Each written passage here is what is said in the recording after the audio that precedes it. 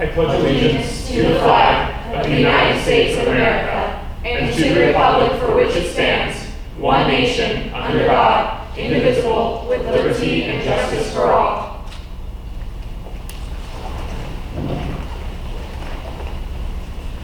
For 13 years, we stand up each weekday morning and blindly pledge our allegiance to the country we reside in. We were trained how to recite this promise before we could even perform basic math, due to the fact that in this country, nationalism is taught as a necessity. Consequently, the few brave people who dare to sit or kneel during the national anthem are branded as rude or ungrateful. For these reasons, when someone asks if you are willing to put your life on the line and fight in a war for this country, the obvious answer is yes. However, the idea of me fighting in a war for a country that brags about liberty and justice, yet refuses to give its people equal rights and opportunities, is simply absurd. The United States of America is a place where if you are a minority, you are viewed as a burden or irrelevant. We live in a country where white is the default race and all the others are considered insignificant. Why is it that every time I read a book, I automatically imagine the characters as white unless the author describes them otherwise?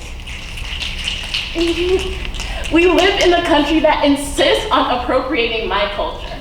Okay, I get it. It's only acceptable to present non-white culture when it is a white person presenting it. We live in a country that only until 2 years ago denied same-sex couples the right to marry.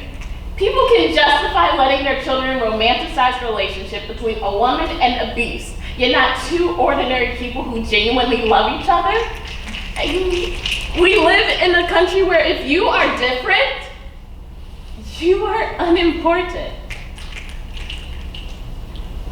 Although, I can think of so many reasons why I would fight for this country.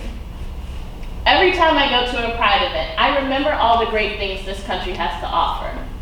Every time I get a notification about a rally for diversity, I can consider putting my life on the line.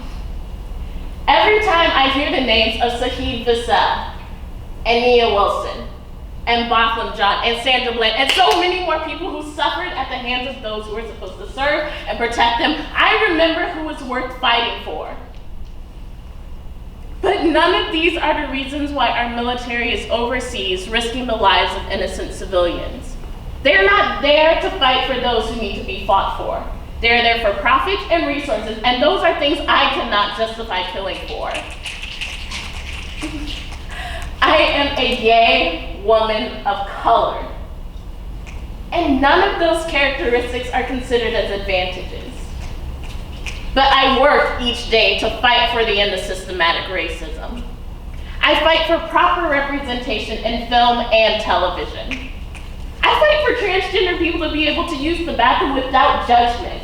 And I fight for the day when women can walk by themselves at night and not fear for their safety. I mean, I may not be overseas with a gun in my hands, but that does not mean I am not fighting a war of my own.